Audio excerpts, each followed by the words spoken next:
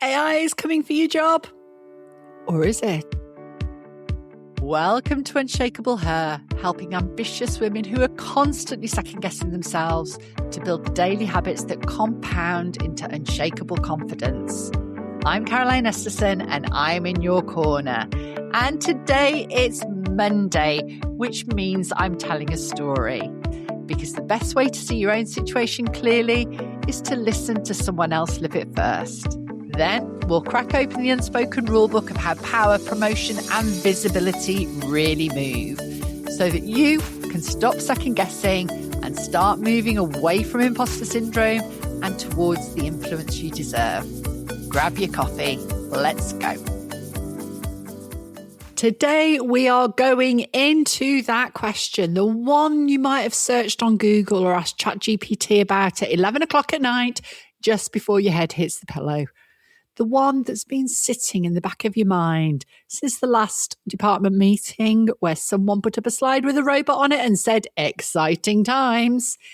Is AI going to replace me? So by the end of today's episode, you're going to understand exactly which parts of your job AI can replace. And most importantly, which part it absolutely can't. You're going to see the trap that's catching brilliant people out right now, even the ones doing most things right. And you're going to meet a woman who figured out the one move that changed everything before anyone else in her building had even asked the right question. Let's get into it. Now, here's what I want to say right up front. The fear is not irrational. I'm not going to pat you on the head and say, oh, don't worry, AI can never replace a human. That's not true, and you deserve better than that. But let's just take a look at a bit of the hype around AI.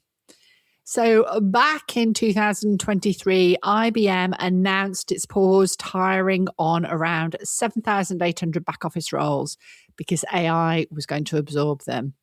Klarna replaced 700 customer service workers with AI and announced it very publicly. Goldman Sachs published research suggesting 300 million jobs globally are exposed to automation. Meanwhile, the IMF predicted that 40% of global employment was in AI's crosshairs. These aren't fringe predictions, are they? These are serious institutions saying something significant is shifting. The anxiety made complete sense. But here's what the headlines didn't tell you. IBM's replacement happened slowly, patchily, far less completely than the announcement implied. And Klarna, well, by 2026 this year, they were quietly hiring their customer service people back because AI handled the easy stuff absolutely fine. But it just fell apart the moment a real human problem walked in the door, which tells you something really important. The threat is real, the stats hold, but the idea that AI was going to sweep through organizations overnight and leave a trail of empty desks, that hasn't happened. The shift is real and it's in motion, and yet it's far more complicated, more gradual and more specific than the panic says. And you know what? When something is complicated, gradual and specific, well, that's actually useful to us, isn't it? Because it means there's still time to make a move. We haven't got infinite time, obviously. We can't relax and think it'll all be fine. But there is a window between where things are now and where they're heading. That window is what today is all about. Not about reassurance, but about a map. So, yes, the fear makes perfect sense. Anyone who tells you otherwise is just not paying attention, or maybe more cynically has something to gain from you not paying attention. But here's the thing about fear. It's incredibly useful for getting you to notice a threat. It is almost entirely useless for helping you to figure out what to do about it. And right now, most of the AI conversation is running on pure fear, which means most people are either pretending they're confident when they're not, or quietly catastrophizing at 11 o'clock at night. Neither of these is a strategy. So here's what I also want you to know.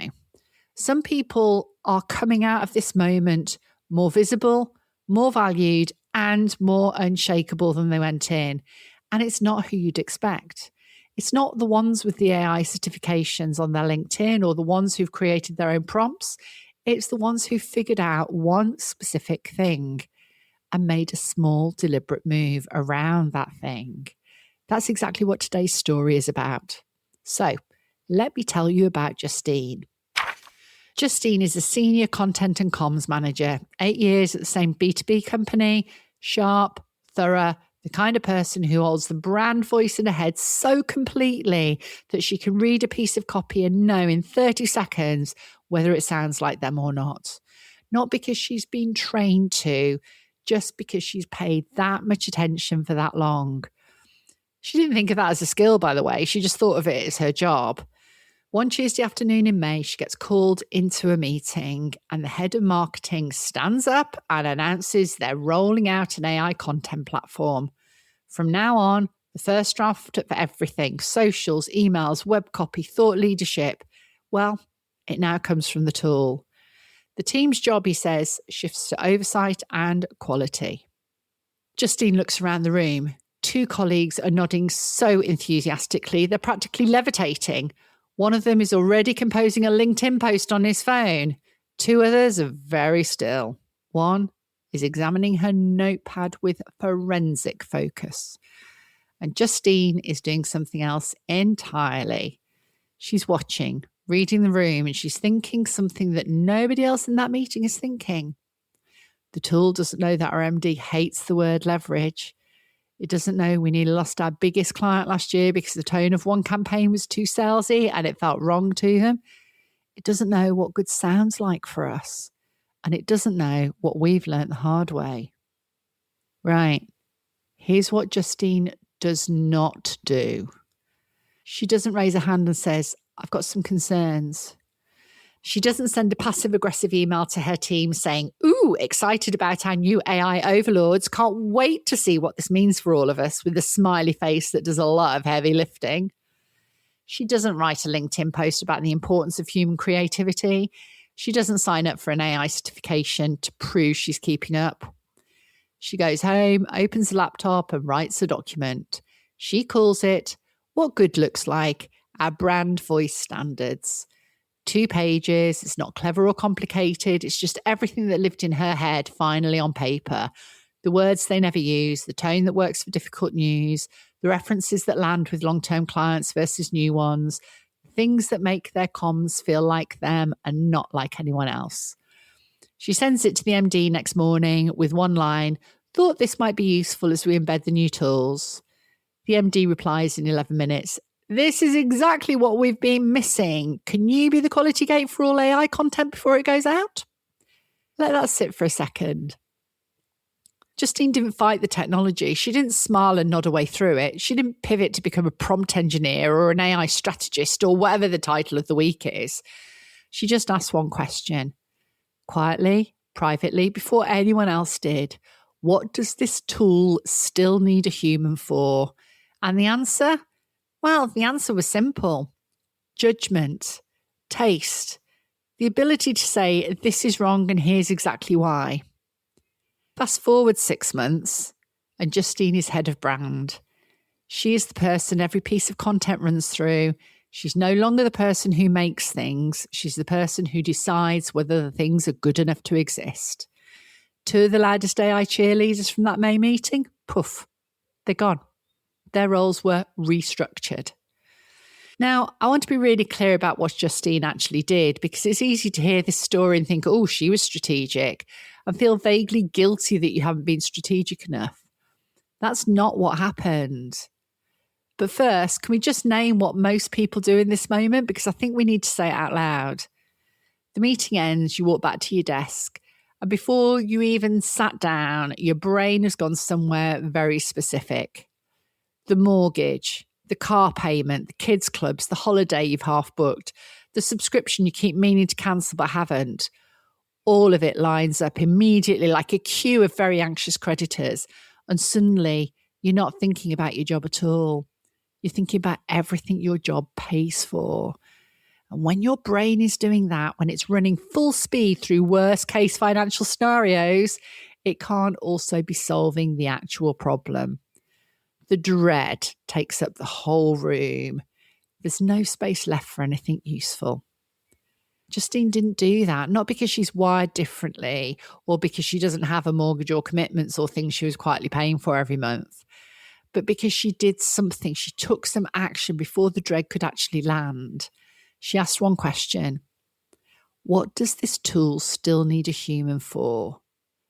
That's it, one question, asked quietly before the spiral could start. And that question led to 2 pages. 2 pages led to 1 email. And 1 email, well, it changed everything.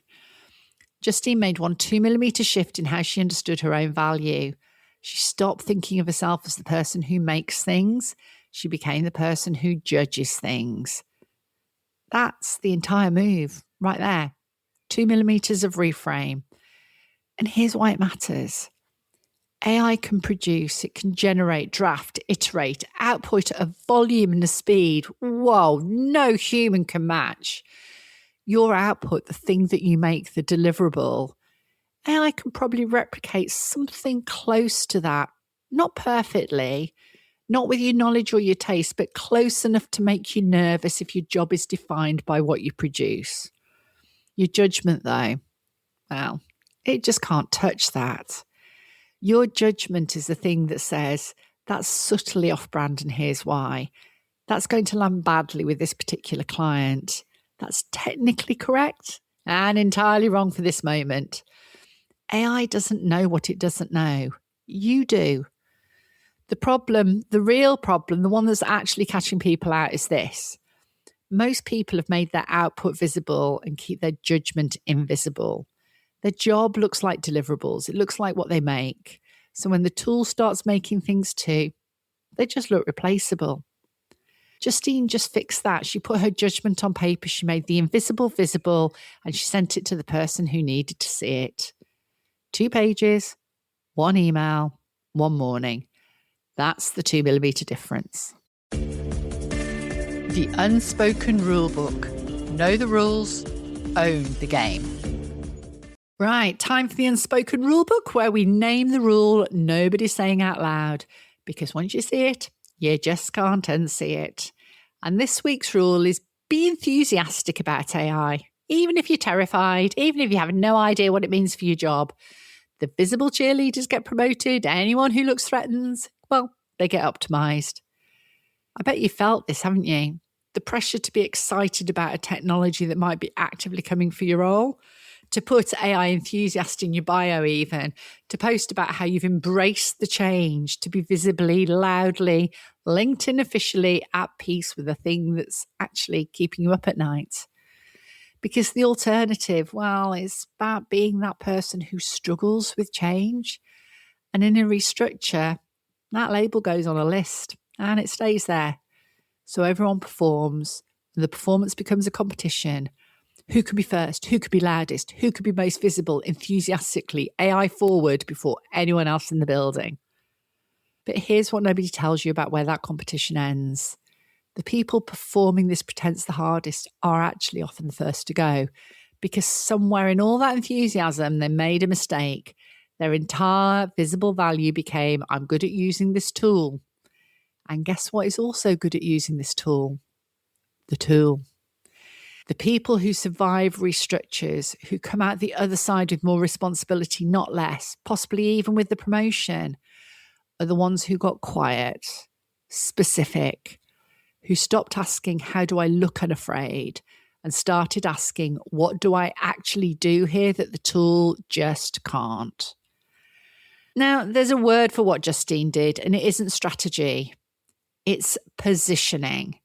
And I want you to understand the difference between those two things because it matters enormously right now. Strategy is a bit of a performance. It says, look how enthusiastic I am, how adaptable, look how fine I am with all of this. Positioning, on the other hand, well, positioning says, let me show you specifically with evidence what I can see that the tool can't, what I know that the tool doesn't, what happens to the output when I am not the person checking it. Strategy is loud and temporary. Positioning is quiet and sticky. The unspoken rule tells you to perform. Every instinct for self-preservation says, be the AI cheerleader, be the visible one, be the one who looks fine. Break that rule. Get specific, get quiet, get visible in the right way about the right thing. Justine didn't strategize or perform. She positioned herself. 2 pages, 1 email. That's all it took.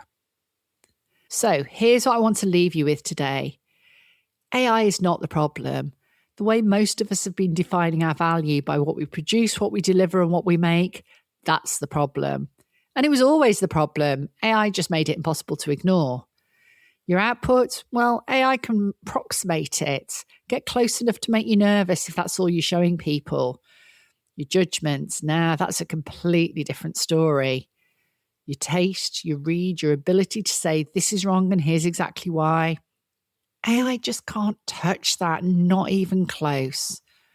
But judgment only protects you if people can see it. If it's still living in your head, unwritten, unnamed, and unreferenced, it doesn't exist professionally. It's invisible, and invisible things don't survive restructures. Justine's move wasn't complicated, wasn't expensive. It didn't require a course, a certification, or a complete reinvention of who she is.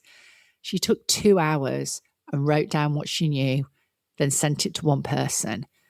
And she went from the person most likely to be evolved out to the person they couldn't afford to lose. So here's your question for this week. Not next month, this week, right now. What do I know, really know from experience, from watching, from getting things wrong and learning that the tool doesn't? Write it down. Wherever you are right now, just get it out of your head and onto something someone else could read. Because you know what? The woman who comes out this moment unshakable, well, they're not the ones who were the loudest about AI. They're the ones who knew what they were worth and made sure someone else could see it too. So today we understood exactly which parts of your job AI can replace and which parts it absolutely can't. Your judgment and your sense-making skills. You saw the trap that's catching brilliant people out right now, even the ones doing most things right. They're performing around AI. The ones who have this nailed are the ones who are thinking about how to maximize the use of the tool and leveraging their innate human skills, those ones that you absolutely can't replicate. And you met Justine, a woman who figured out the one move that changed everything before anyone else in the building had even asked a question. That question was, what can't AI do that I can? And she based her work on that gap and got a promotion for it. So that's it for today. And on Wednesday, we go into the science, because what Justine did on instinct, well, there's actual research behind it. We're looking at which skills become more valuable when AI is everywhere, and at a pattern playing out across industries right now that almost nobody in your organization is talking about openly. Because just believing yourself is not a strategy. Understanding what's actually happening in your head and in your organization, well, that absolutely is. That's it for today. But before you go, if a woman came to mind while you were listening, maybe the one who's stuck, the one circling a promotion, the one you know is quietly wondering if it's just her, send her this episode. Because she gets to feel less alone and you get to be the woman who refused to let her stay stuck, who reached back instead of scrolling on. Be in her corner like I'm in yours. See you Wednesday.